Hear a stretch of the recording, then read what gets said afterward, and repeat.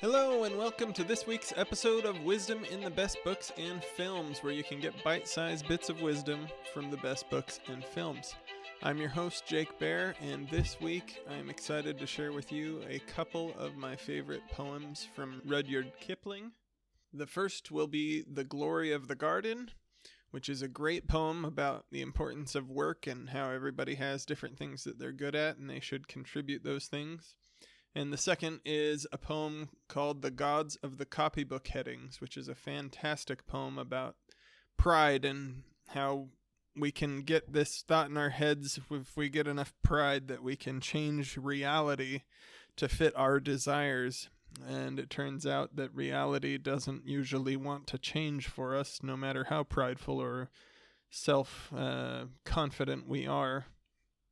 As usual, if you enjoy the show, please leave a review on Spotify or Apple Podcasts and send us a comment via email at wisdominthebestbooks@substack.com.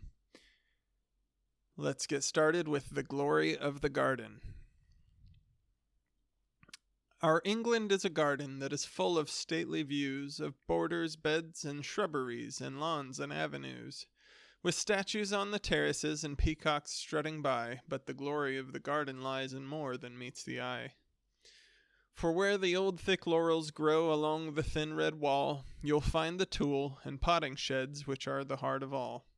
The cold frames and the hot houses, the dung pits and the tanks, the rollers, carts and drain pipes, with the barrows and the planks. And there you'll see the gardeners, the men and prentice boys, told off to do as they are bid, and do it without noise. For except when seeds are planted, and we shout to scare the birds, the glory of the garden, it abideth not in words. And some can pot begonias, and some can bud a rose, and some are hardly fit to trust with anything that grows. But they can roll and trim the lawns, and sift the sand and loam, for the glory of the garden occupieth all who come. Our England is a garden, and such gardens are not made by singing, "Oh, how beautiful," and sitting in the shade, while better men than we go out and start their working lives at grubbing weeds from gravel paths with broken dinner knives. There's not a pair of legs so thin, there's not a head so thick, there's not a hand so weak and white, nor yet a heart so sick, but it can find some needful job that's crying to be done, for the glory of the garden glorifieth every one. Then seek your job with thankfulness, and work till further orders, if it's only netting strawberries or killing slugs on borders. And when your back stops aching and your hands begin to harden, you will find yourself a partner in the glory of the garden. Oh, Adam was a gardener, and God who made him sees that half a proper gardener's work is done upon his knees. So when your work is finished, you can wash your hands and pray for the glory of the garden, that it may not pass away. And the glory of the garden, it shall never pass away. And that's the end of that one. Fantastic, as I said, about work. The next one is The Gods of the Copybook Headings. I'll go ahead and read it. As I pass through my incarnations in every age and race, I make my proper prostrations to the gods of the marketplace. Peering through reverent fingers, I watch them flourish and fall, and the gods of the copybook headings, I notice, outlast them all. We were living in trees when they met us. They showed us each in turn that water would certainly wet us, and fire would certainly burn. But we found them lacking in uplift, vision, and breadth of mind, so we left them to teach the gorillas while we followed the march of mankind. We moved as the spirit listed, they never altered their pace, being neither cloud nor wind-born like the gods of the marketplace. But they always caught up with our progress, and presently word would come that a tribe had been wiped off its ice field, or the lights had gone out in Rome. With the hopes that our world is built on, they were utterly out of touch. They denied that the moon was Stilton. They denied she was even Dutch. They denied that wishes were horses. They denied that a pig had wings. So we worshipped the gods of the market, who promised these beautiful things. When the Cambrian measures were forming, they promised perpetual peace. They swore if we gave them our weapons, that the wars of the tribes would cease. But when we disarmed, they sold us and delivered us bound to our foe. And the gods of the copybook headings said, "Stick to the devil you know." On the first Feminian sandstones, we were promised the fuller life, which started by loving our neighbor and ended by loving his wife, till our women had no more children, and the men lost reason and faith.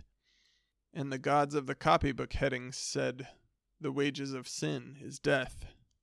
In the Carboniferous epoch, we were promised abundance for all, by robbing selected Peter to pay for collective Paul. But though we had plenty of money, there was nothing our money could buy. And the gods of the copybook headings said, "If you don't work, you die." Then the gods of the market tumbled, and their smooth-tongued wizards withdrew, and the hearts of the meanest were humbled, and began to believe it was true, that all is not gold that glitters, and two make four, and the gods of the copybook headings limped up to explain it once more. As it will be in the future, it was at the birth of man. There are only four things certain since social progress began: that the dog returns to his vomit, and the sow returns to her mire, and the burnt fool's bandaged finger goes wobbling back to the fire. And that, after this is accomplished, and the brave new world begins, when all men are paid for existing, and no man must pay for his sins, as surely as water will wet us, as surely as fire will burn, the gods of the copybook headings with terror and slaughter return.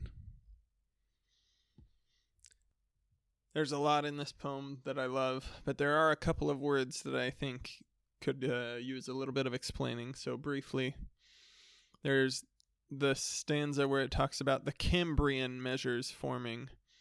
And Cambrian is the ancient period of time when animals start showing up on the earth.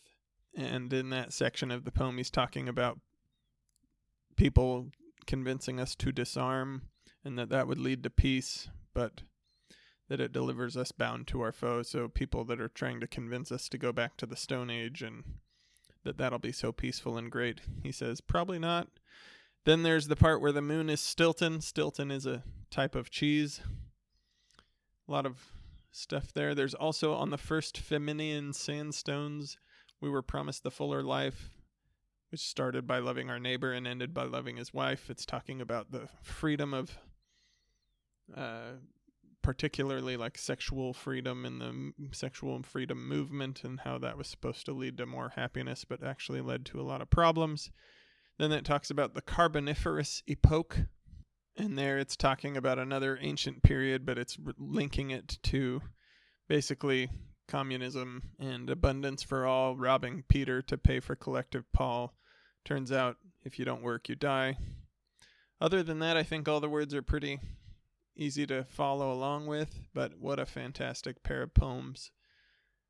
Give them a listen, give them a read, listen to them again, think about it, and have a great week.